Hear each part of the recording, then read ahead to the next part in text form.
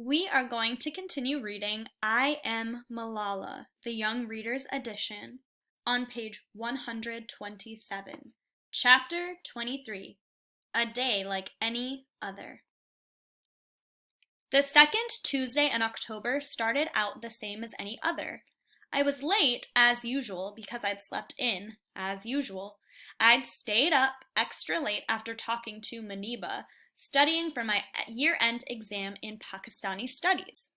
I'd already done a disappointing job on my physics exam, so I would have to get a perfect score on this exam if I was going to take the number one spot back from Malka Noor. It was a point of pride. It was also a sibling thing.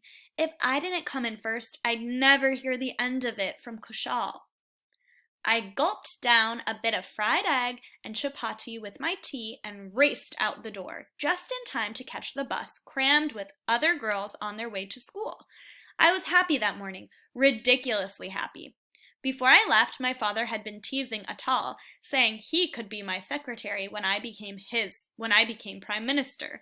And of course, Atal said, no, he would be prime minister and I would be his secretary.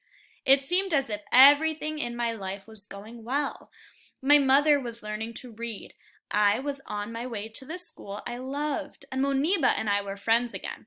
I told myself not to worry about Malki Noor and instead to work hard. And I thought I should thank God for all I have. So I did. I whispered a prayer of thanks before I managed a few last minutes of studying for my exam.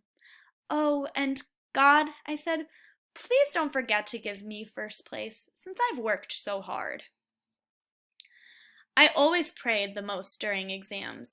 Usually, I did not pray on time, which means praying 5 times a day, our religious duty, but at this time of year, my friends and I all prayed on time. I asked for help with my exams, or help to come in first in the class. Our teachers always told us, though, God won't give you marks if you don't work hard. God showers us with his blessings, but he is honest as well. So I always worked hard, too. Exam morning passed, and I felt confident I had done well.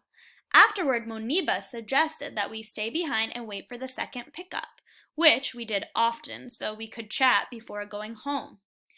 When the Dina arrived, I looked around for Atal. My mother had told him to ride home with me that day. But soon I was distracted as the girls gathered around to watch our driver do a magic trick with a disappearing pebble. No matter how hard we tried, we could not figure out his secret. I forgot all about Atal as we piled into the van. We squeezed in and took our usual places, about 20 girls in all. Moniba was next to me, and the rest of my friends were across from us on the other bench.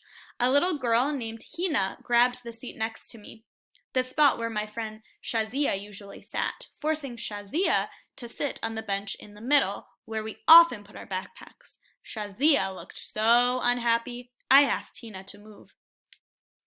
Just as the van was about to pull away, Atal came running. The doors were shut, but he jumped onto the tailboard on the back. This was a new trick of his, riding home hanging off the tailboard. It was dangerous, and our bus driver had had enough of it. Sit inside, Atal, he said, but Atal didn't budge. Sit inside with the girls, Atal Khan Yousafzai, or I won't take you, the driver said, with more force this time. Atal yelled that he would rather walk home than sit with girls. He jumped down and stormed off in a huff. It was hot and sticky inside the Dina as we bounced along Mingora's crowded rush hour streets, and one of the girls started a song to pass the time. The air was thick with the familiar smell of diesel, bread, and kebab mixed with the stench from the nearby stream where everyone dumped trash. We turned off the main road at the army checkpoint, as always, and passed the poster that read, Wanted Terrorists. Just after we passed the Little Giant Snack Factory, the road became oddly quiet, and the bus slowed to a halt. I don't remember a young man stopping us and asking the driver if this was the Kushal school bus. I don't remember the other man jumping onto the tailboard and leaning into the back where we were all sitting. I never heard him ask, who is Malala, and I didn't hear the crack, crack, crack of the 3 bullets. The last thing I remember is thinking about my exam the next day. After that, everything went black.